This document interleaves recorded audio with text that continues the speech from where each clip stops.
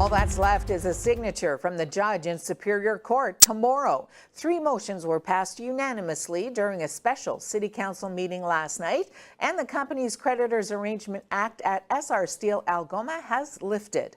The most important thing to take away from the council meeting is that the city is now in a position to collect 80% of the taxes owed before the CCAA with the steel plant started, and 100% of taxes owed post-filing of those same court actions. The city of Sault Ste Marie is collecting $20.4 million from Algoma Steel, which works out to roughly 91% of taxes owing. The city has already received $1.4 million from Algoma. The city further agreed to not go back to the Municipal Property Assessment Corporation for a reassessment on Algoma Steel's properties up to and including 2020. Taxes were owing to the city for 2014 through to 2017 and were negotiated through the summer and fall of 2017. Mayor Provenzano said for the years 2013 to 2016, Algoma assets had an MPAC valuation of $83 million, but Algoma wasn't willing to pay taxes based on that assessment.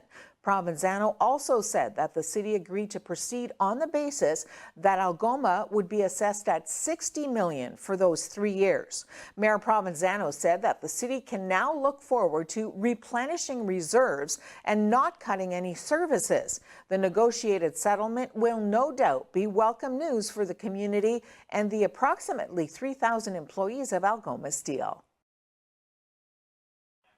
On Sunday evening, just after 10, Superior East OPP in Wawa responded to a fatal motor vehicle collision on Highway 17, about 15 kilometers south of Wawa. A northbound vehicle carried 5 occupants, all of which were transported to the hospital with varying degrees of injury. 2 of the 5 occupants have since passed away. 2 occupants in a southbound vehicle were pronounced deceased at the scene, while the other 2 occupants were transported to hospital. The names of the deceased are being withheld pending next of kin notifications. The Ontario Cannabis Store says it has partnered with 26 licensed producers for its online retail platform.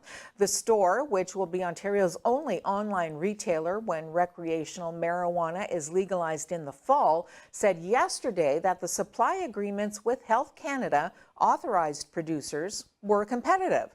The online retailer says it will sell a variety of products, including dried flower, cannabis oil, and cannabis seeds to customers 19 and older when pot becomes legal on October 27th. Supply agreements with cannabis accessory suppliers are also in the works, the Ontario Cannabis Store says, adding that it plans to expand the selection of its available products over time. The OCS also says to ensure products are delivered to homes safely, it will have a verification system in place. It says it will also establish a wholesale distribution network to supply pot in private stores. The PC's new plan to have cannabis sold through a private retail model is a contrast to the Liberals' plan for a provincial government monopoly on cannabis sales.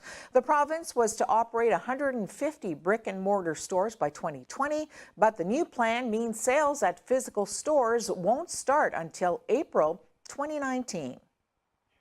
A woman who often walked her dog near a golf course lagoon was killed yesterday by an alligator that dragged her into the water on the South Carolina coast. Authorities said 45-year-old Cassandra Klein was trying to protect her dog and was in the process of being snared when we arrived there by Seapine staff. The alligator was removed from the water and has since been euthanized. The alligator was approximately 9 foot 2 inches long. And as the coroner said, it appeared that the alligator was after the dog, and in an attempt to free her dog from the alligator, the deceased was basically pulled into the water by the alligator. The dog is fine. It appears that the alligator grabbed the leash instead of the dog, and it was some sort of a basically tug of war with her trying to get the dog back via the leash, and in turn the alligator dragged her and the dog into the water.